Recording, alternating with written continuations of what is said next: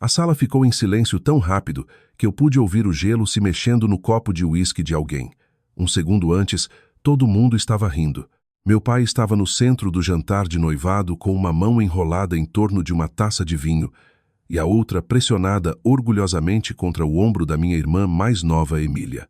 A sala privativa da churrascaria Romano cheirava a alho na manteiga, colônia cara e dinheiro antigo, tentando demais parecer sem esforço. Então papai apontou para mim. Esta, ele disse alto o suficiente para toda a sala ouvir. É minha filha preguiçosa e gorda, Roberta. Não deixem o uniforme enganar vocês. Os parentes do noivo riram imediatamente. Risadas altas e afiadas, do tipo que as pessoas usam quando querem impressionar uns aos outros. Eu me lembro de uma mulher quase engasgando com seu coquetel de camarão. Meu rosto queimou tanto que pensei que desmaiaria. Eu fiquei lá no meu uniforme de gala dos fuzileiros navais, mãos cruzadas calmamente atrás das costas, tentando não deixar 30 anos de humilhação subir à superfície de uma só vez. Então todos os padrinhos de casamento se levantaram, as cadeiras arranhando o piso de madeira. Um deles, o sargento Luiz Oliveira, olhou diretamente para o meu pai.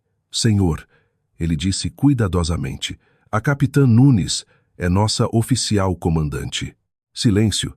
Silêncio absoluto. Meu pai piscou 2 vezes. Luiz continuou. Ela liderou nossa unidade de evacuação durante as enchentes fora de Itajaí há 3 anos. Salvou muitas vidas, incluindo a minha. Outro fuzileiro acenou com a cabeça. Então, quando o senhor a chama de preguiçosa, senhor, ele engoliu em seco. Isso não cai bem para nós. A boca do pai se abriu, depois fechou. Então ele acidentalmente cuspiu vinho tinto na frente da própria camisa.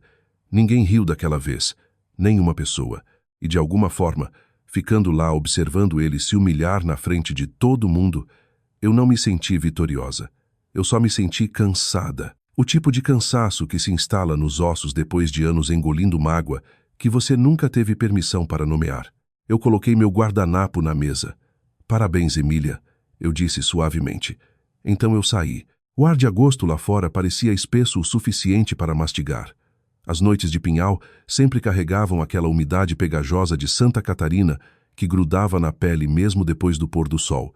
O manobrista olhou nervosamente para mim enquanto eu descia da calçada e afrouxava o colarinho do uniforme. Atrás de mim, vozes abafadas explodiam dentro do restaurante. Eu continuei andando. Aos 34 anos, eu tinha coordenado cadeias de suprimentos militares em zonas de desastre, dormido em quartéis inundados, enterrado fuzileiros que respeitava, e uma vez passei 16 horas seguidas dirigindo caminhões de evacuação durante enchentes, enquanto estava encharcada até os ossos. Mas nada, nem estresse de combate, nem despliegamento, nem exaustão, jamais me esvaziou da maneira como a voz do meu pai fazia. Preguiçosa, gorda, essas palavras me seguiram a vida toda. Crescendo, meu pai acreditava que crítica construía caráter. Essa era sua frase favorita. O mundo é duro, Beca. Melhor endurecer. Só que ele nunca endureceu Emília daquele jeito. Emília era sol. Cabelo loiro, sorriso fácil, naturalmente graciosa. As pessoas a amavam instantaneamente. Papai amava exibi-la em piqueniques da igreja e festas da cidade como prova de que ele tinha feito algo certo. Eu era alta demais no 6º ano, ombros largos demais no 8º, quieta demais durante todo o ensino médio. E depois que mamãe morreu quando eu tinha 23 anos, comida virou conforto durante noites longas e despliegamentos solitários. Eu ganhei peso devagar, constantemente, o suficiente para as pessoas notarem, o suficiente para papai fazer piadas todo dia de ação de graças. Ainda assim, eu continuava voltando para casa. Essa é a coisa estranha sobre família. Mesmo quando eles te machucam, parte de você continua esperando que da próxima vez seja diferente. Meu telefone vibrou antes de eu chegar à entrada do estacionamento. Emília ligando? Eu quase ignorei. Em vez disso, atendi. Ei, Beca, espera. Emília soava sem fôlego. Por favor, não vá embora. Eu já fui. Meu Deus. Ela expirou tremendo. Papai está perdendo a cabeça lá dentro. Isso faz 2 de nós. Beca. Eu fechei os olhos. Está tudo bem, Amy. Não, não está. Isso me surpreendeu. Por anos, Emília evitava conflito como se ele carregasse doença. Ela alisava as coisas, mudava de assunto, arrumava desculpas para papai porque manter a paz era mais fácil do que confrontá-lo. Hoje à noite soava diferente. Eu estou falando sério, ela sussurrou. O que ele disse foi horrível. Eu me encostei no meu caminhão sob as luzes amarelas do estacionamento. Você não precisa consertar isso. Eu sei. Uma pausa. Posso ir te ver mais tarde? Eu hesitei. Eu estou ficando no sítio da vovó. Eu imaginei aquela velha casa de fazenda a 12 milhas fora da cidade, perto de Pinhal, cercada por árvores de pinheiro crescidas e postes de cerca desbotados. Depois que vovó Lorena morreu, papai não conseguiu vender, principalmente porque ninguém queria a responsabilidade de manter o lugar. Eu amava aquele lugar. Era a única casa da minha infância onde eu nunca me senti julgada. Eu vou depois do jantar, Emília disse baixinho. Tudo bem. Quando desliguei, eu fiquei sentada dentro do meu caminhão por um longo tempo sem ligar o motor. O relógio do painel marcava 20h42. Alguns fuzileiros saíram do restaurante, carregando-se de forma estranha como homens incertos, se deviam seguir ordens ou respeitar privacidade. Luiz me viu através do para-brisa e se aproximou com cuidado. Eu baixei o vidro. Senhora, ele disse envergonhado, desculpe se passamos dos limites. Você não passou. Nós simplesmente não conseguíamos ficar sentados lá. Eu acenei uma vez. Você fez bem, sargento. Ele se mexeu desconfortavelmente. Pelo que vale, aqueles homens lá dentro não te conhecem. Isso quase me quebrou porque ele estava errado. Meu pai me conhecia melhor do que ninguém. Esse era o problema. A viagem até o sítio da vovó levou cerca de 25 minutos por estradas escuras de 2 pistas alinhadas com altos pinheiros catarinenses. Grilos gritavam através do ar úmido da noite. Velhas memórias se arrastaram ao meu lado quilômetro após quilômetro. Papai ensinando Emília a dançar na cozinha enquanto eu lavava pratos. Papai me dizendo que nenhum homem queria uma mulher que argumentasse. Papai rindo quando eu entrei para os fuzileiros. Você, ele disse, nos fuzileiros navais, Deus ajude o Brasil. Mas o Brasil tinha se saído muito bem comigo. Engraçado como estranhos podiam ver valor em você enquanto a família ficava cega por décadas. O sítio da vovó cheirava levemente a cedro e livros velhos quando eu destranquei a porta da frente. Poeira flutuava através do luar, derramando-se pelas tábuas de madeira do piso. Eu troquei o uniforme de gala, pendurando cuidadosamente o casaco em uma cadeira. As medalhas capturavam a luz. Papai nunca tinha perguntado o que nenhuma delas significava. Por volta da meia-noite, faróis rolaram pela entrada de Cascalho. Emília pisou na varanda carregando uma sacola de supermercado e usando manchas de rímel debaixo dos olhos. Eu trouxe torta, ela disse fracamente. Eu quase ri. Essa era a solução de Emília para toda a crise. Torta. Nós sentamos à mesa velha da cozinha da vovó, comendo torta de noz pecan comprada na loja em silêncio, enquanto um ventilador de teto antigo chacoalhava acima. Finalmente, Emília falou. Papai está em apuros. Eu olhei para cima devagar. Que tipo de apuros? A oficina. Meu estômago apertou. Papai era dono da Automecânica Nunes por 40 anos. Todo mundo na região de Pinhal conhecia aquele lugar. O que tem ela? Emília torceu o garfo nervosamente. Ele pegou dinheiro emprestado. Quanto? Muito. Quanto, Emília? Os olhos dela se encheram imediatamente. Ele hipotecou o prédio. A sala de repente pareceu muito pequena. Ele o quê? E o sítio também. Eu olhei para ela. Ele disse para a família do noivo que os negócios estavam bombando. Ele tem comprado equipamentos que não podemos pagar, arrendando caminhões, pegando empréstimos. Para quê? Para impressionar as pessoas. Isso soava exatamente como Ernesto Mendes. Eu me inclinei para trás devagar. Ele sabe que você me contou? Ela balançou a cabeça. Beca. A voz dela rachou. Eu acho que tudo está prestes a desmoronar. Lá fora, trovões ribombaram em algum lugar profundo além das árvores. E pela primeira vez em anos, eu percebi que a crueldade do meu pai finalmente poderia custar a ele algo que ele não conseguiria rir para sair. Eu mal dormi aquela noite.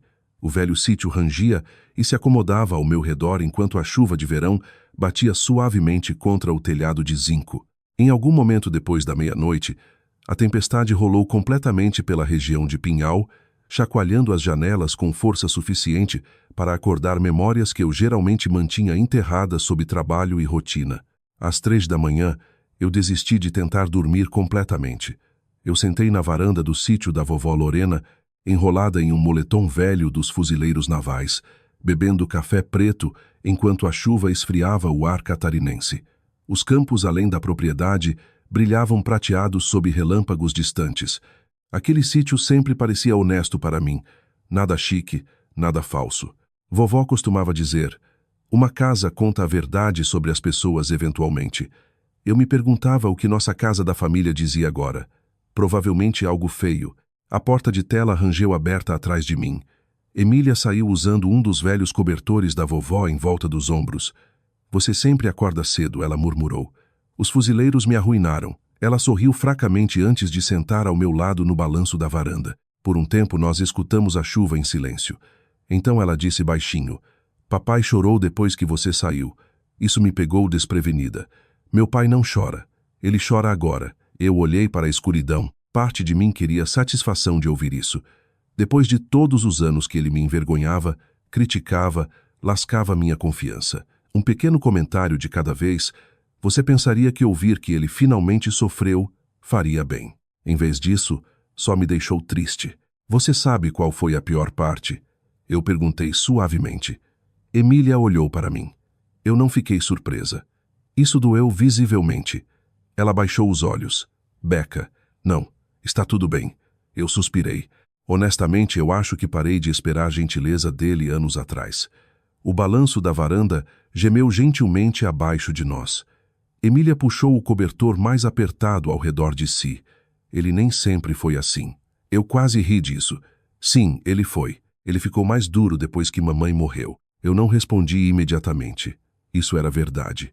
Mamãe equilibrava a casa como um contrapeso quieto contra as arestas ásperas de papai. Ela sabia como redirecionar, antes que suas piadas cruzassem para a crueldade. E depois que o câncer a levou, algo amargo se instalou permanentemente dentro dele. Mas luto não desculpava tudo. Ele me chamou de preguiçosa na frente de estranhos. Eu disse calmamente: eu passei 17 anos servindo este país. Emília, eu sei. Ele ainda fala de mim como se eu tivesse 15 anos dormindo até o meio-dia. Você sabe como ele é. Lá está. Ela pareceu confusa. Aquela frase que eu disse: você sabe como ele é. Todo mundo tem dito isso a minha vida inteira, como se fosse o clima, como se todos devêssemos carregar guarda-chuvas, em vez de perguntar por que continua chovendo. Emília enxugou os olhos. Você acha que eu não sei disso? Isso me surpreendeu o suficiente para ficar quieta. Ela respirou trêmula. Você sabe o que papai me disse no mês passado? Eu balancei a cabeça. Ele disse: graças a Deus, pelo menos uma das filhas dele saiu certa. As palavras pairaram ali entre nós. Eu senti algo dentro de mim amolecer em relação a ela pela primeira vez em anos. Porque Emília não era mais a filha dourada. Não realmente. Ela era apenas a filha que ficava perto o suficiente para absorver o dano de forma diferente. Eu sinto muito, eu sussurrei. Ela acenou silenciosamente. A manhã chegou cinzenta e úmida.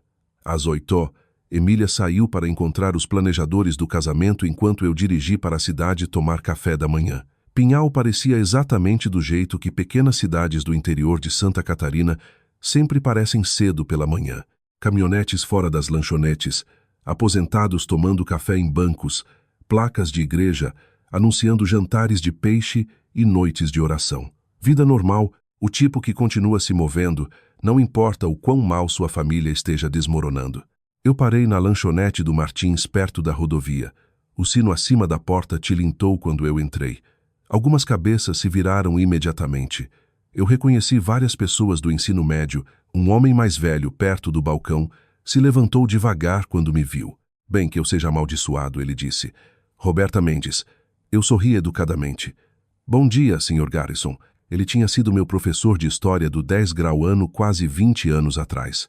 Você é a oficial dos fuzileiros que todo mundo está falando hoje. Maravilhoso. Cidade pequena espalhava fofoca mais rápido que fogo em grama seca. Antes que eu pudesse responder, outra voz chamou de uma cabine. Capitã Mendes. Eu me virei. Marcos Ribeiro se levantou segurando uma caneca de café. O tempo tinha esculpido linhas mais profundas em seu rosto desde o ensino médio, mas ele ainda carregava-se como o bombeiro que tinha sido a maior parte da vida. Ombros largos, olhos calmos, postura firme. Marcos tinha sido 2 anos à frente de mim na escola. Naquela época, toda garota da cidade o adorava. Agora, aos 42, ele parecia mais velho de um jeito enraizado, como um homem que a vida tinha testado completamente. "Se importa se eu me juntar a você?" ele perguntou. Eu acenei. Nós sentamos perto da janela enquanto a chuva riscava o vidro lá fora. Marcos me estudou cuidadosamente.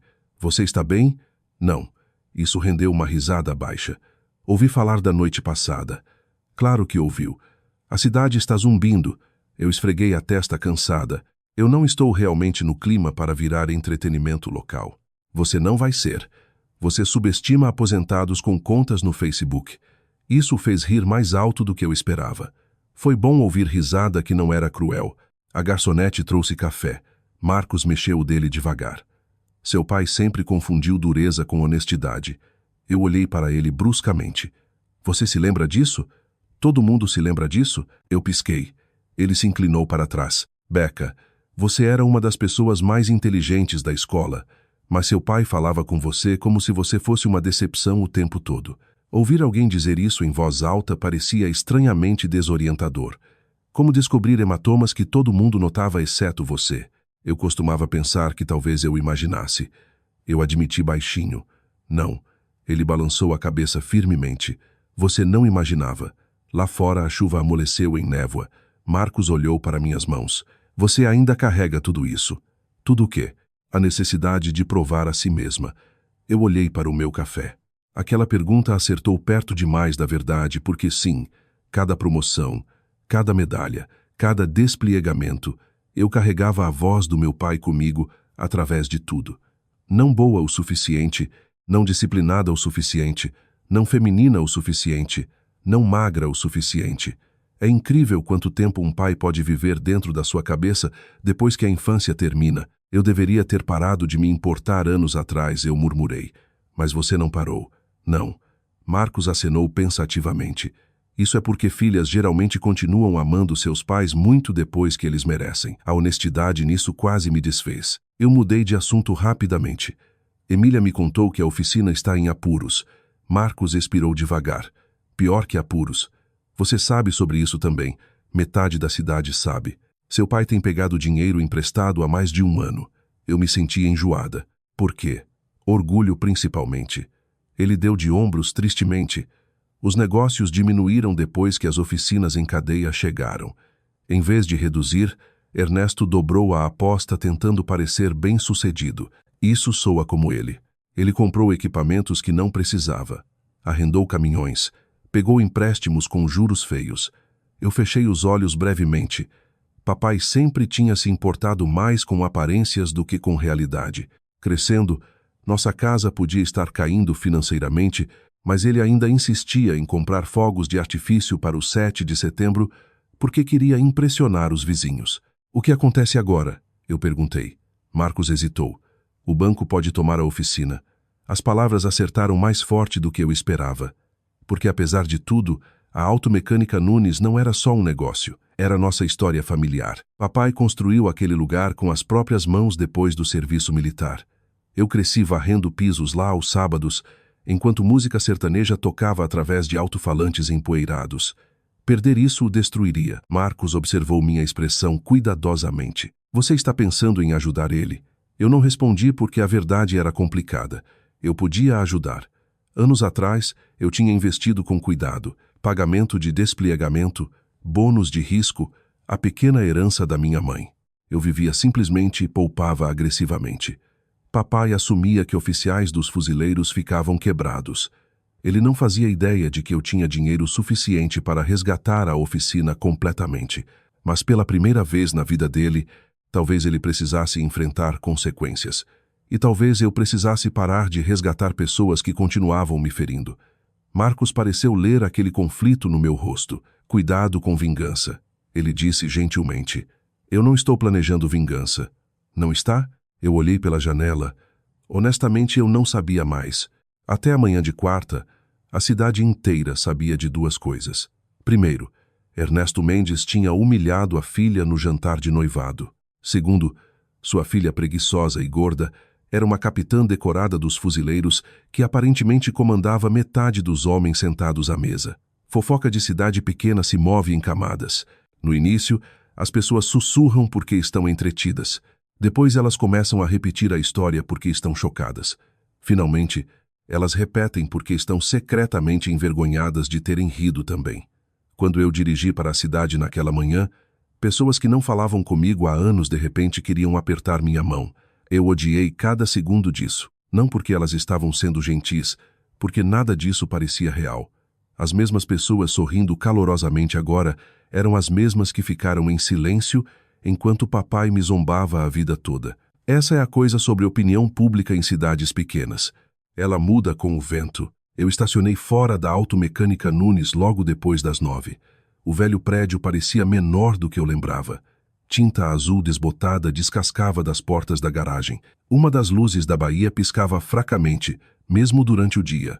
A placa desgastada de papai inclinava-se ligeiramente para o lado perto da estrada, como se estivesse cansada de ficar de pé. Eu fiquei sentada no meu caminhão por um momento antes de sair. O cheiro me acertou primeiro quando eu entrei. Óleo de motor, borracha, graxa, infância. Por um segundo, eu tinha 12 anos de novo, varrendo pisos enquanto papai discutia com clientes sobre carburadores. Então a realidade voltou. 2 mecânicos pararam de falar quando me viram. "Bom dia, capitã." Um deles disse desajeitadamente. Eu quase estremeci. De volta para casa, ouvir meu posto sempre parecia estranho. "Bom dia." Nenhum dos homens mencionou o jantar de noivado diretamente, mas tensão pairava no ar como fumaça de cigarro. A porta do escritório de papai estava meio aberta. Eu podia ouvir ele gritando lá dentro. "Não, Larry," eu disse sexta. Papai latiu no telefone. "Você vai ter seu maldito pagamento na sexta." Pausa. Eu não me importo com o que o banco disse. Outra pausa. Depois mais alto. "Eu construí este negócio antes de você fazer a barba, garoto." Ele bateu o telefone com força suficiente para chacoalhar a janela de vidro. Eu entrei na porta silenciosamente. Papai olhou para cima. Sua expressão endureceu imediatamente. "Bem," ele murmurou. "A heroína do Brasil." Eu cruzei os braços. "Bom dia para você também." Por um momento, nenhum de nós falou. Papai parecia mais velho. Eu notei isso completamente pela primeira vez. Seus ombros caíam agora. Cinza se espalhava irregularmente pelo cabelo rareando. Linhas profundas cortavam ao redor da boca, como rachaduras em concreto velho. Envelhecer não tinha sido gentil com Ernesto Mendes, mas nem o orgulho. "O que você está fazendo aqui?" ele perguntou finalmente. "Ver como você está?" Sua mandíbula apertou. "Eu não preciso que verifiquem." "Não," eu disse calmamente. "Aparentemente você precisa de aconselhamento financeiro." O rosto dele corou instantaneamente. Emília tinha razão. Ele não sabia que ela me contou. "Aquela garota precisa aprender quando calar a boca." Ele estalou. "Então é verdade." Papai olhou para longe em direção à mesa bagunçada. Pilhas de envelopes atrasados sentavam meio escondidos debaixo de faturas de reparo. Eu andei mais para dentro do escritório devagar. "Você hipotecou a oficina, o empréstimo temporário, o sítio também." Silêncio respondeu. Meu estômago afundou. "Jesus." Papai esfregou as 2 mãos no rosto. "Não é da sua conta. Torna-se da minha conta quando o casamento da minha irmã pode desmoronar porque você está tentando impressionar estranhos." Isso o acertou. Os olhos dele se estreitaram bruscamente. "Você acha que é melhor que nós agora?" Lá estava. Aquela raiva defensiva familiar que ele usava sempre que a vergonha o encurralava. "Eu não disse isso. Você não precisava. Eu estou de pé no seu escritório tentando ajudar." "Não," ele estalou. "Você está de pé aí me julgando." Eu ri uma vez sem humor. "Papai, você ficou em um restaurante e me chamou de preguiçosa na frente de 50 pessoas. Aquilo foi piada." Não, minha voz afiou. Foi crueldade. Ele bateu uma chave inglesa na mesa. "Vocês dos fuzileiros acham que sabem tudo." "Não, eu só sei que liderança não envolve humilhar pessoas." A sala ficou imóvel. Papai me olhou por um longo momento. Então ele disse baixinho. "Você sempre foi sensível demais." E de alguma forma, aos 34 anos, aquelas palavras ainda doíam. Eu olhei para longe primeiro. Isso o fez pensar que tinha vencido. Ele se inclinou para trás na cadeira com irritação exausta. "Você não faz ideia do que é manter um negócio vivo hoje em dia." Então por que mentir? Eu não menti. Você disse para Emília que a oficina estava bombando. Era para bombar. Eu olhei para ele e de repente entendi algo importante. Papai genuinamente acreditava que aparências importavam mais que verdade. Sempre tinha. Parecer bem-sucedido importava mais que ser estável. Parecer forte importava mais que ser gentil. Parecer certo importava mais que admitir medo. Aquela realização não me deixou mais brava, só mais triste. Um mecânico bateu levemente na porta do escritório. Senhor Mendes. O quê? O fornecedor de pneus está aqui. Papai xingou baixinho. Eu cuido disso. Ele se levantou rápido demais, cambaleando ligeiramente antes de se apoiar na mesa. Isso me assustou mais do que eu esperava. Você está bem? Estou bem. Ele não estava. Seu rosto parecia pálido sob as luzes da oficina, mas Ernesto Mendes preferiria desabar do que admitir fraqueza. Ele passou por mim sem outra palavra. Eu permaneci no escritório, olhando para as contas espalhadas pela mesa. Avisos de atraso, alertas de vencimento, carimbos de demanda final. A oficina não estava lutando, estava afundando, e papai tinha fingido o contrário por tanto tempo que provavelmente não sabia mais como parar. Eu peguei uma fatura acidentalmente deixada aberta, 3 meses atrasada, outras 5 meses. Então eu vi o extrato da hipoteca. Meu peito apertou. O sítio da vovó também. Ele tinha pegado o empréstimo contra aquele lugar sem contar para ninguém. Algo quente passou por mim então. Não exatamente raiva. Traição. Aquele sítio guardava todas as boas memórias de infância que eu tinha deixado. E ele tinha apostado tudo, perseguindo aparências. Você não devia olhar isso. Eu me virei. O velho Chico Duarte estava na porta, limpando graxa das mãos. Chico tinha trabalhado para papai quase 30 anos. Ele parecia desconfortável. Quão ruim está? Eu perguntei baixinho. Chico suspirou pesadamente. Pior do que sua irmã sabe. Meu estômago afundou de novo. Ele deve para todo mundo. Há quanto tempo? Cerca de 1 ano. Por que ninguém me contou? Chico me deu um olhar cansado. Seu pai preferiria comer vidro quebrado do que pedir ajuda a você.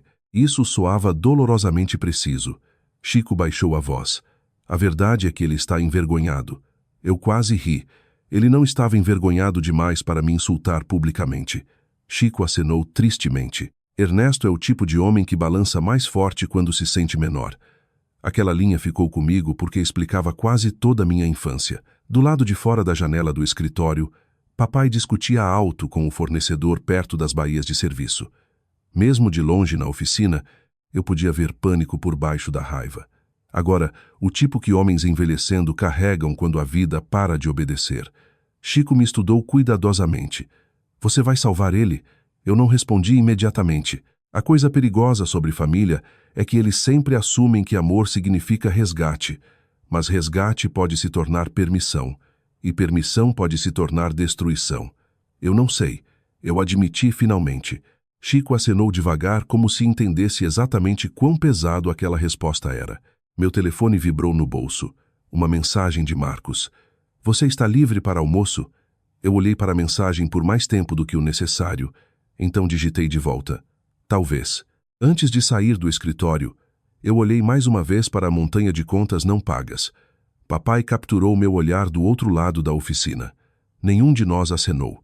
Nenhum de nós sorriu. Pela primeira vez na minha vida, eu percebi que meu pai não era forte. Ele estava com medo, e homens com medo podem destruir tudo ao redor deles, fingindo o contrário. Marcos escolheu o tipo de restaurante que pessoas acima de 60 amam porque nada nele tenta demais. O Café do Pinheiro ficava logo fora de Pinhal, ao lado de um posto de gasolina antigo que não vendia gasolina há anos. As mesas eram descombinadas. O café era forte o suficiente para acordar os mortos, e a garçonete chamava todo mundo de querida. Ao meio-dia, a multidão do almoço enchia metade da sala com conversas suaves e talheres tilintando. Marcos já estava sentado quando eu cheguei. Ele se levantou educadamente quando me aproximei da cabine. Você parece cansada, ele disse. Preciso. Ele esperou até a garçonete servir café antes de falar de novo. Quão ruim. Eu expirei devagar. Ruim o suficiente para o banco tomar tudo? Marcos acenou como se isso confirmasse o que ele já suspeitava. Por um momento, nenhum de nós falou. Eu o estudei do outro lado da mesa. A idade tinha se assentado diferente em Marcos do que na maioria dos homens que eu conhecia. Ele carregava luto abertamente em vez de lutar contra ele. Havia gentileza nele agora que provavelmente não existia quando éramos mais jovens. Sua esposa, Diana, morreu de câncer de mama 6 anos antes. Em uma cidade tão pequena, todo mundo se lembrava daquele funeral. Eu ouvi seu pai discutindo com fornecedores ontem. Marcos disse baixinho. Notícia viaja rápido. Não tem muito mais para entreter aposentados por aqui. Isso rendeu um pequeno sorriso meu. A garçonete trouxe especiais de bolo de carne. Marcos esperou até ela se afastar antes de baixar a voz. Você sabe que as pessoas estão falando de você também. Eu imaginei. Principalmente coisas boas. Isso quase torna mais estranho. Ele riu suavemente. Eu entendo. Eu mexi meu café sem beber. Você sabe o que me incomoda mais? O quê? Eu passei anos provando a mim mesma. Anos. Eu balancei a cabeça devagar e nada disso importou para ele. Marcos se inclinou para trás pensativamente. Alguns pais só entendem força quando ela parece com a deles. Isso acertou desconfortavelmente perto. Papai respeitava mecânicos, fazendeiros, veteranos que bebiam demais e nunca falavam de sentimentos, homens que trabalhavam com as mãos até as costas cederem. Mas eu, uma filha que lia livros, entrou para os fuzileiros e superava homens 2 vezes sua idade. Eu acho que parte dele nunca soube onde me colocar. Ele costumava me chamar de dramática toda vez que eu chorava. Eu disse baixinho. Marcos escutou cuidadosamente. Uma vez eu tinha talvez 13 anos. Eu continuei, e cheguei em casa depois que garotas na escola zoaram meu peso. Eu olhei para a mesa. Papai me disse que talvez se eu pulasse a sobremesa de vez em quando, as crianças parariam de zoar. Marcos fechou os olhos brevemente. Jesus. Eu me lembro de mamãe gritando com ele depois. É uma das únicas vezes que eu vi ela verdadeiramente brava. A memória subiu vividamente. Mamãe de pé na cozinha com mãos tremendo. Papai insistindo que estava só sendo honesto.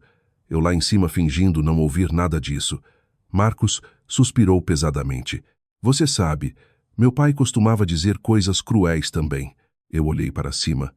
Ele dizia. Ah, sim. Marcos sorriu tristemente. A diferença é que eu tinha tamanho suficiente para assustar-lo aos 16. Isso quase me fez rir. Você era enorme no ensino médio. Ainda sou. Ele deu de ombros. Homens se safam carregando peso de forma diferente. Verdade. Um homem pesado em uma pequena cidade do interior virava sólido. Uma mulher pesada virava piada. A garçonete reabasteceu nosso café. Lá fora, o calor da tarde brilhava acima do estacionamento. Marcos olhou para mim cuidadosamente. O que você vai fazer sobre o quê? Seu pai. Lá estava de novo. A pergunta pairando sobre toda a conversa agora. Eu esfreguei as têmporas cansada. Eu honestamente não sei. Você poderia salvar a oficina. Sim, mas talvez eu esteja cansada de resgatar alguém que continua me machucando. Marcos acenou devagar. Isso é justo. Eu fico pensando que se eu consertar isso, nada muda.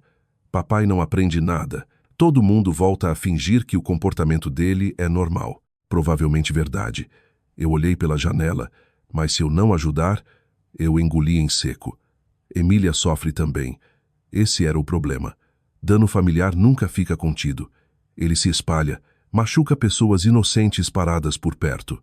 Marcos me estudou quietamente por um longo momento. Você sabe o que vingança geralmente é? Ele perguntou finalmente. O quê? Luto usando armadura? Eu pisquei. Ele continuou suavemente. As pessoas acham que vingança parece poderosa. A maioria das vezes só significa que alguém ficou ferido por tempo demais. Eu não respondi porque bem no fundo eu sabia que ele estava certo. A parte assustadora era que eu ainda queria que papai sentisse o que ele tinha feito comigo. Não fisicamente, emocionalmente. Só uma vez eu queria que ele sentasse dentro da vergonha que ele não conseguia rir para longe. Meu telefone vibrou contra a mesa. Emília, eu atendi imediatamente. Ei. A respiração dela soava irregular. Becca, papai desmaiou. Tudo dentro de mim ficou frio. O quê? Na oficina, a voz dela rachou. A ambulância está levando ele para o hospital regional. Marcos já estava pegando a carteira antes mesmo de eu me levantar.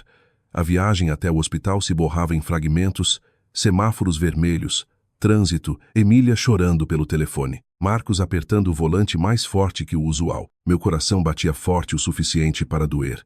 Não importa o quão brava você esteja com a família, ouvir a palavra desmaiou muda algo dentro de você instantaneamente. Quando chegamos à sala de emergência, Emília sentava encolhida em uma cadeira de plástico com rímel riscado em ambas as bochechas. Eu a abracei sem falar. O que aconteceu? Ele ficou tonto. Ela sussurrou. Depois simplesmente caiu. O médico eventualmente explicou que não era um ataque cardíaco maior, mas como um aviso de anos de estresse, pressão alta, dieta ruim e recusar cuidados médicos. Isso soava exatamente como Ernesto Mendes também. Papai parecia menor de alguma forma, deitado naquela cama de hospital mais tarde naquela noite. Máquinas zumbiam suavemente ao redor dele. Seu rosto parecia pálido sob as luzes fluorescentes. Quando ele notou eu de pé perto da porta, vergonha cruzou seu rosto antes da raiva. Isso me surpreendeu. Você não tem que ficar aí olhando para mim como se eu estivesse morrendo, ele murmurou fracamente. Você assustou Emília. Ela se preocupa demais. Eu quase estalei de volta. Em vez disso, eu disse baixinho, você poderia ter morrido. Papai olhou para longe em direção à televisão montada no canto. Silêncio se instalou pesadamente entre nós. Então, outra voz falou atrás de mim. Capitã Mendes. Eu me virei. Um homem negro mais velho, usando um boné de veterano do exército, estava perto da porta, sorrindo calorosamente. Reconhecimento levou um segundo. Então eu lembrei. Senhor Cláudio Brito, ex-engenheiro do exército. Eu tinha conhecido ele durante um evento de arrecadação para a recuperação de enchente anos antes. Eu pensei que era você, ele disse feliz. Vi seu nome naquela cerimônia de condecoração em Florianópolis na primavera passada. Papai olhou bruscamente. O senhor Brito continuou falando. Você salvou pessoas durante aquela operação de inundação, não foi? Eu me mexi desajeitadamente. Foi esforço de equipe. Isso não é o que eles disseram no noticiário. Ele sorriu orgulhosamente. A cidade inteira devia se orgulhar de você. Papai me olhou estranhamente, como se estivesse vendo alguém desconhecido. O senhor Brito acenou em direção a ele.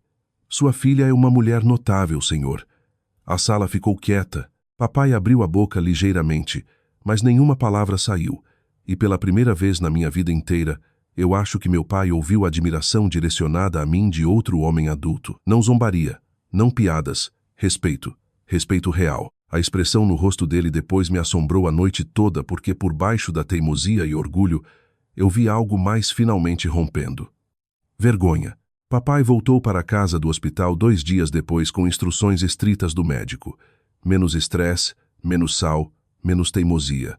Só uma dessas soava impossível. Emília ficou na casa da família para ficar de olho nele, mas eu permaneci no sítio da vovó Lorena.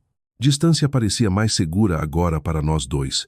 O problema era que distância emocional não para memórias. Em todo lugar que eu olhava ultimamente, a infância continuava ressurgindo. A cozinha da vovó me lembrava de roubar biscoitos antes do jantar, enquanto mamãe ria suavemente.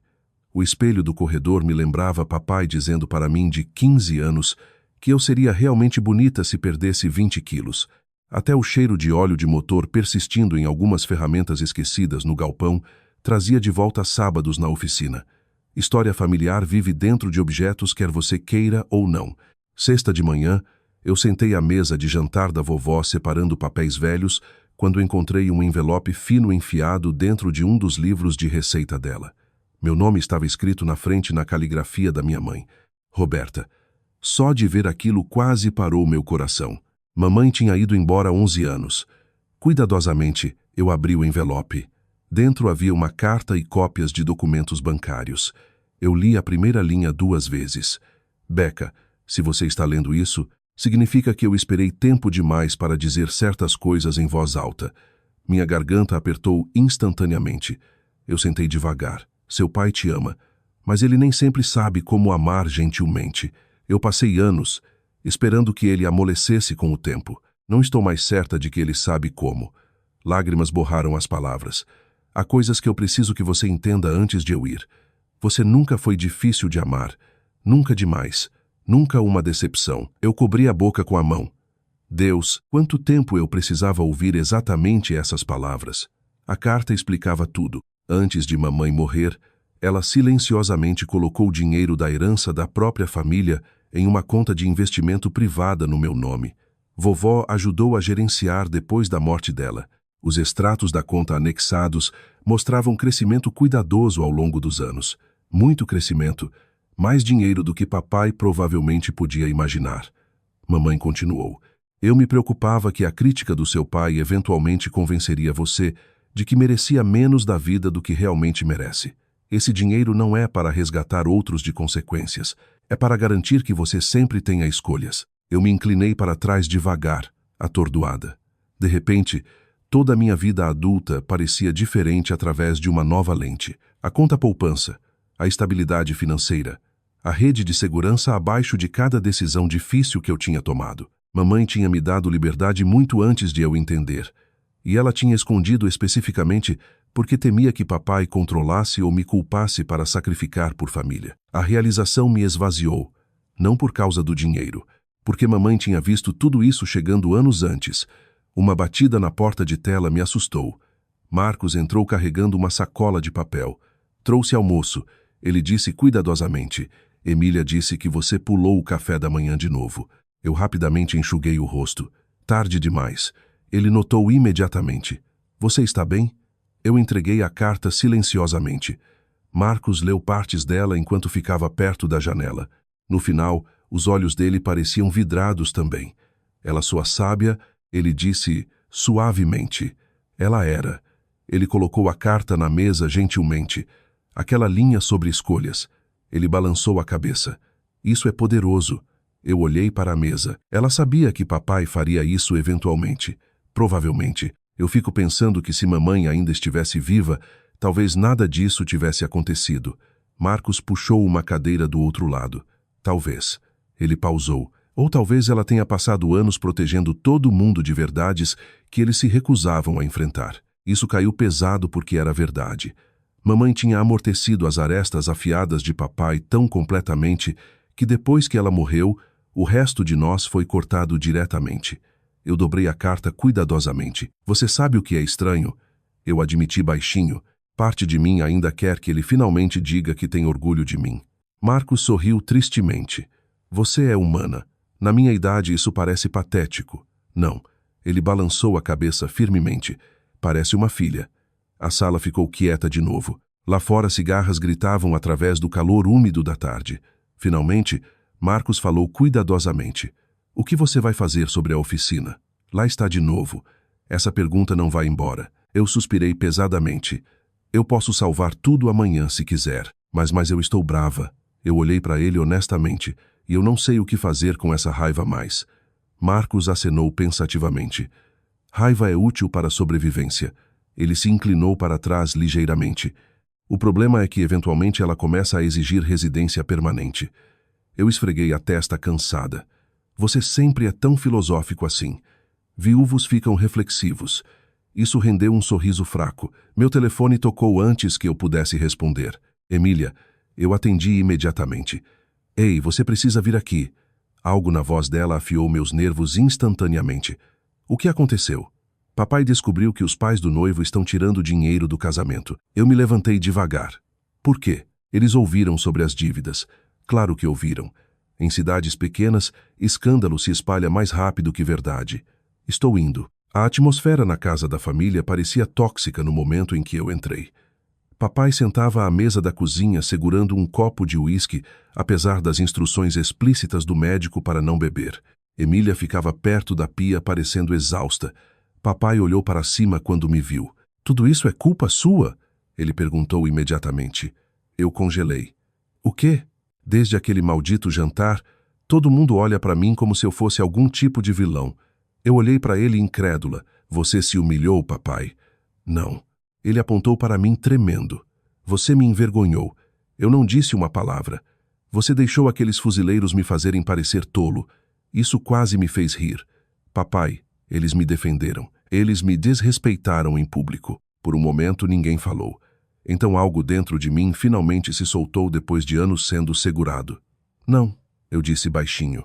Você se desrespeitou. A sala ficou mortalmente silenciosa. O rosto de papai endureceu. Eu continuei. Você passou minha vida inteira me tratando como se eu fosse algo embaraçoso, como se eu precisasse de conserto. Minha voz tremeu agora, apesar do meu esforço para ficar calma. Você tem ideia do que isso faz com uma pessoa? Papai olhou para longe. Eu dei um passo mais perto. Você sabe o que é engraçado? Fuzileiros me respeitaram antes de você. Becca. Emília sussurrou nervosamente. Não. Lágrimas encheram meus olhos agora. Eu terminei de fingir que isso é normal. Papai bateu o copo na mesa com força. Eu fiz o meu melhor. Você causou dano. As palavras o acertaram visivelmente. Pela primeira vez na minha vida, meu pai parecia genuinamente encurralado. Não bravo, exposto. Eu passei anos pensando que se eu conquistasse o suficiente, talvez você finalmente me visse diferente. Eu disse suavemente. Mas nada nunca foi suficiente para você. A respiração de papai ficou irregular. Emília começou a chorar silenciosamente ao lado da pia. Então papai se levantou abruptamente e saiu pela porta dos fundos sem outra palavra. A tela bateu atrás dele com força suficiente para chacoalhar as paredes da cozinha. E de repente, depois de décadas de silêncio, a verdade finalmente existia ao aberto, onde ninguém podia se esconder mais. O casamento era em 3 dias, quando papai parou de atender chamadas. No início, Emília assumiu que ele só precisava de tempo para esfriar depois da nossa briga. Depois a empresa de catering ligou pedindo pagamento. Depois o florista. Depois o gerente do salão de recepção. Até a tarde de quinta, Emília sentava à mesa do sítio da vovó com as 2 mãos pressionadas contra o rosto, enquanto faturas não pagas a cercavam como folhas caídas. Eu não consigo fazer isso. Ela sussurrou. Eu honestamente não consigo. Eu empurrei uma caneca de café em direção a ela. Você vai se casar sábado. Nesse ponto, eu posso me casar atrás de um posto de gasolina. Apesar de tudo isso, quase me fez sorrir, quase. Emília parecia exausta. Não exausta dramática. Exausta real. O tipo que se instala na postura depois de noites demais, sem dormir e tensão emocional demais. Eu deveria ter visto isso chegando. Ela murmurou. Não, sim. Ela enxugou os olhos com raiva. Papai tem girado em espiral há meses. Eu só continuei fingindo que as coisas magicamente se resolveriam. Isso soava dolorosamente familiar. Nossa família inteira operava em negação. Ignore problemas por tempo suficiente e talvez eles se tornem gerenciáveis. Exceto que nunca se tornavam. Meu telefone vibrou ao meu lado. Outra notificação de correio de voz de um fornecedor desconhecido procurando por Ernesto Mendes. Eu silenciei imediatamente. Emília olhava para a mesa. Os pais do noivo acham que somos lixo agora. Isso não é verdade. Eles acham absolutamente. A voz dela rachou. Eles continuam perguntando a Tiago se ele tem certeza de que quer se casar nessa família. Eu me inclinei para trás devagar. Tiago parecia decente pelo pouco que eu sabia dele. Quieto, respeitoso, talvez ansioso demais para agradar os pais ricos, mas não cruel. Ainda assim, pressão familiar muda as pessoas. O que Tiago diz? Eu perguntei. Emília deu um sorriso fraco. Ele diz que está se casando comigo, não com meu pai. Essa é a resposta certa. É, mas ela ainda soava incerta. Lá fora, a luz da tarde queimava pelo quintal crescido da vovó. Cigarras gritavam das árvores como fios elétricos minúsculos estalando no calor. Finalmente, Emília olhou para mim cuidadosamente. Você poderia consertar isso. Lá estava. A frase que eu sabia que viria eventualmente. Eu fiquei quieta. Emília engoliu em seco. Eu não estou pedindo pelo papai. Ela disse suavemente. Eu estou pedindo por mim. Isso doeu porque ela não era manipuladora sobre isso. Ela estava desesperada. E pior, ela merecia ajuda. Eu pensei na carta da mamãe lá em cima dentro da minha bolsa. Esse dinheiro não é para resgatar outros de consequências, mas a vida não era limpa o suficiente para regras simples. Se eu me recusasse a ajudar, o casamento de Emília poderia desmoronar publicamente. Anos a partir de agora, ela se lembraria de humilhação em vez de alegria. E apesar de tudo, eu amava minha irmã. Eu cuido disso, eu disse finalmente. Emília piscou. Ok, você vai se casar sábado? Lágrimas inundaram os olhos dela instantaneamente. Meu Deus, mas escute com atenção, minha voz firmou. Papai não ganha crédito por isso. Ela acenou rapidamente. Tudo bem, e ninguém conta para ele de onde o dinheiro veio. Outro aceno. Eu me levantei devagar. Eu faço algumas ligações. Nas próximas 6 horas, eu silenciosamente salvei a dignidade do meu pai. De novo, eu paguei o caterêr primeiro, depois o florista, depois o local da recepção, depois o depósito atrasado do fotógrafo. Anos em logística militar me ensinaram como resolver caos rapidamente e sem drama. Até a noite, toda a crise conectada ao casamento tinha desaparecido silenciosamente nos bastidores. Sem anúncios, sem discursos, sem resgate público, só resolvido. Marcos chegou por volta do pôr do sol carregando churrasco de um defumador à beira da estrada fora de Blumenau. Você parece alguém se preparando para a guerra, ele observou. Perto o suficiente, ele escutou enquanto eu explicava o que tinha feito. Quando terminei, ele acenou devagar. Você está bem com a decisão? Eu honestamente não sei. Isso é justo. Nós comemos jantar na varanda, enquanto nuvens de trovoada se juntavam roxas no horizonte. Finalmente Marcos disse baixinho. Você sabe, isso não apaga o que seu pai fez. Eu sei, mas diz algo sobre quem você é. Eu olhei para os campos. Às vezes eu queria ser mais mesquinha. Marcos riu suavemente. Não, você não quer. Talvez ele estivesse certo. Sábado chegou quente e brilhante. Verão clássico catarinense. O casamento aconteceu em uma igreja à beira do lago fora de Pinhal, com hortênsias brancas, alinhando o corredor e ventiladores de teto lutando contra o calor. Eu usei roupas civis em vez do uniforme de gala desta vez. Calça social azul marinho, blusa creme, brincos de pérola simples que mamãe uma vez possuía.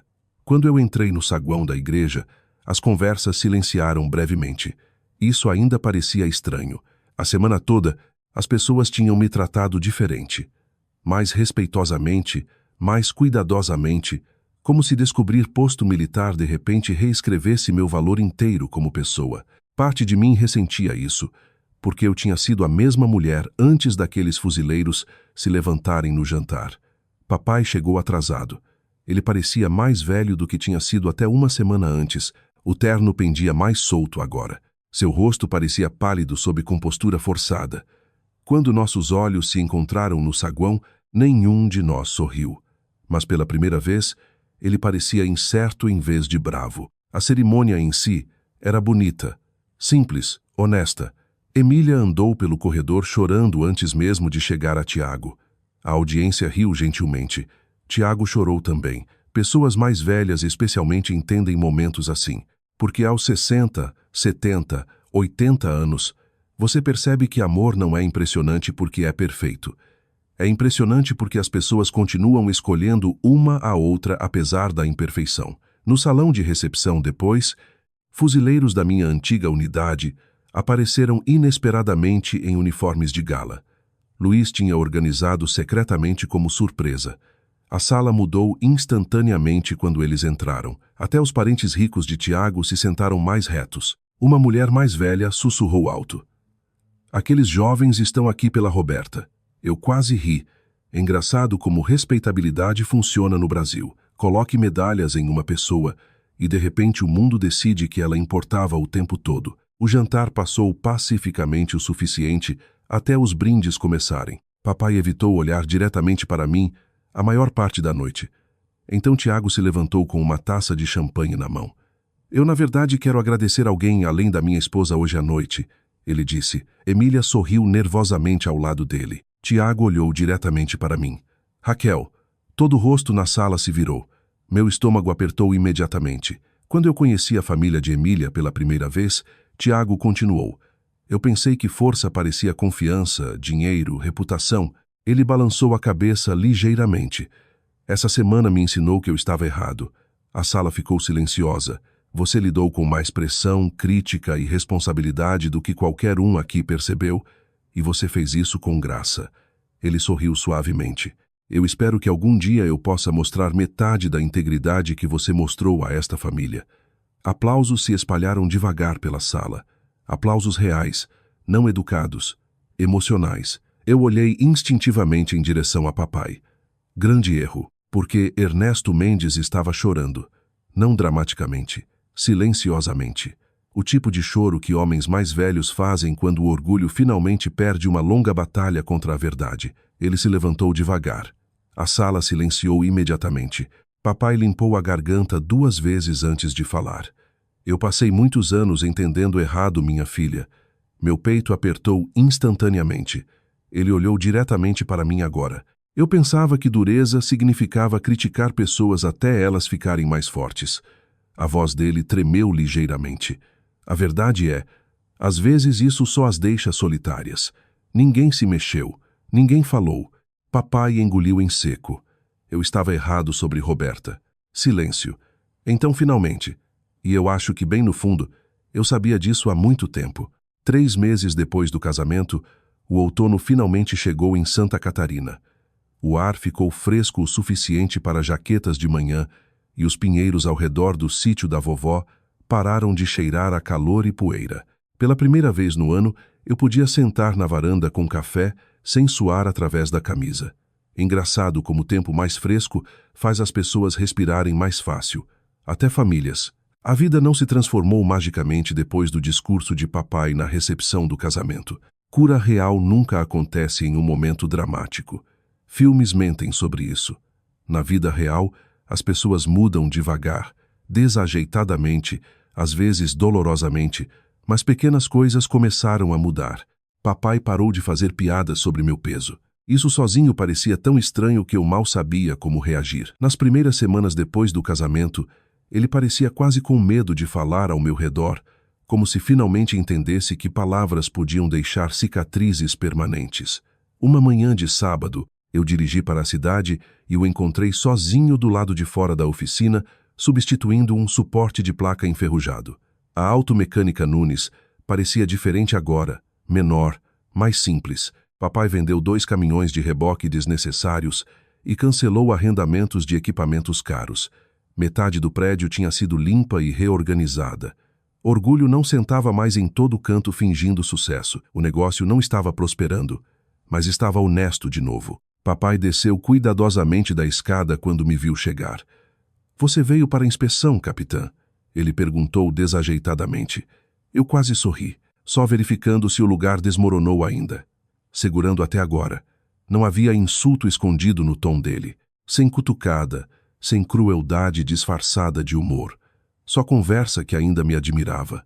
Eu andei para dentro da oficina devagar enquanto papai seguia ao meu lado. O velho cheiro permanecia o mesmo. Óleo, borracha, café fervendo em algum lugar no escritório dos fundos. Chico Duarte acenou de debaixo de uma pick-up. "Bem, olha quem finalmente veio para a casa permanente." Ele provocou. "Atribuição temporária." Eu corrigi. Principalmente verdade. Depois de 17 anos pulando entre bases e despliegamentos, eu aceitei uma posição de treinamento estadual dos fuzileiros em uma base próxima, mentoreando oficiais de logística. Menos viagem, menos zonas de desastre, mais estabilidade. Na minha idade, estabilidade começa a soar atraente. Papai pegou uma chave inglesa do balcão e girou nervosamente nas mãos. "Eu ouvi que você recusou a aposentadoria." "Sim. Por quê?" Eu me encostei no batente da baía de serviço. "Porque eu ainda gosto de servir." Papai acenou devagar, depois baixinho. "Você é boa nisso." As palavras acertaram mais forte do que deviam. Elogio dele ainda parecia um familiar o suficiente para doer. "Obrigada," eu disse suavemente. Ele limpou a garganta imediatamente depois, como se honestidade emocional o irritasse fisicamente. Alguns hábitos morrem mais devagar que outros. Aquela tarde, papai e eu trabalhamos lado a lado, reparando uma transmissão velha de Chevy. Nada dramático aconteceu. Nenhum discurso emocional varrido. Nenhuma revelação com trilha sonora de filme. Só trabalho. Honestamente, isso talvez importasse mais. Por anos, nosso relacionamento só existia através de crítica ou silêncio. Nós nunca aprendemos paz ordinária. Agora, nós estávamos tentando desajeitadamente, mas tentando. Por volta do almoço, papai de repente falou sem olhar para mim. "Você sabe por que eu perdi sua cerimônia de comissionamento?" Minhas mãos pararam instantaneamente. Aquela ferida ainda vivia fundo dentro de mim. Eu tinha me formado no treinamento de oficial há 14 anos. Famílias enchiam o salão da cerimônia, torcendo e chorando enquanto novos oficiais recebiam suas barras. Papai nunca veio. Alegou que a oficina estava ocupada demais. Eu passei anos fingindo que não importava. "Está tudo bem," eu disse automaticamente. "Não," ele balançou a cabeça. Não está. Silêncio se instalou pesadamente entre nós. Finalmente ele suspirou. Eu estava envergonhado. Eu olhei para ele. O quê? Papai manteve os olhos fixos no motor. Meu pai nunca respeitou muito gente educada. Pensava que homens se provavam com as mãos. Ele engoliu em seco. Então você foi e virou oficial. Eu esperei quietamente. Eu não entendia seu mundo, ele admitiu. E em vez de admitir isso, eu zombei dele. A honestidade na voz dele soava crua, não praticada, como alguém falando verdade depois de décadas ensaiando desculpas. Eu pensei que se eu agisse como se suas conquistas não importassem, ele pausou dolorosamente. Então talvez eu não me sentisse deixado para trás. Isso quase quebrou meu coração, porque de repente eu o via claramente, não só como meu pai, como um homem envelhecendo assustado, criado por pessoas mais duras, em uma geração mais dura. Um homem ensinado que vulnerabilidade era fraqueza. Um homem que confundia crítica com orientação, porque ninguém nunca ensinou ternura a ele. Não desculpava o que ele fez, mas entendimento substituía algum do veneno que eu tinha carregado por anos. Eu passei a maior parte da minha vida tentando ganhar sua aprovação. Eu admiti baixinho. Papai acenou uma vez sem olhar para cima. Eu sei. Não. Minha garganta apertou. Eu não acho que você saiba. Finalmente ele me encarou completamente. Lágrimas encheram meus olhos antes que eu pudesse pará-las. Quando você zombou do meu peso, não era só embaraço. Minha voz tremeu agora. Eu honestamente acreditei que havia algo errado comigo por anos. O rosto de papai desmoronou instantaneamente. E quando você me chamou de preguiçosa, eu enxuguei os olhos com raiva. Você sabe o quão duro eu me forcei depois disso? Cada promoção, cada despliegamento, cada prêmio, eu pressionei uma mão contra o peito. Eu ainda estava tentando provar que merecia respeito do meu próprio pai. Papai parecia devastado, não defensivo, devastado. Eu sinto muito, Becca. Palavras simples, mas reais. E às vezes real importa mais que poético. Lá fora, vento chacoalhava folhas secas pelo estacionamento. Papai sentou pesadamente em um banco velho. Eu não posso desfazer, ele disse baixinho. Não, mas eu gostaria de fazer melhor. Eu acenei devagar. Isso é um começo. Aquela noite Marcos se juntou a mim no sítio da vovó, carregando chili take-out e pão de milho.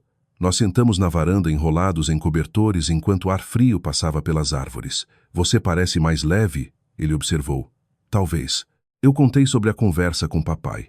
Marcos escutou quietamente. Então ele sorriu suavemente. Você sabe o que é interessante? O quê? Você finalmente parou de precisar de vingança. Eu pensei sobre isso por um longo momento e percebi que ele estava certo porque em algum lugar entre a humilhação, a raiva, o casamento e a verdade, eu parei de querer que meu pai sofresse. Eu só queria paz. Paz real. O tipo que famílias ganham devagar depois de finalmente dizer a verdade. Algumas semanas depois, a cidade realizou seu evento anual de arrecadação para veteranos no centro. Cadeiras dobráveis alinhavam a rua principal debaixo de cordões de luzes brancas. Veteranos mais velhos usavam bonés desbotados de guerras que se estendiam por gerações.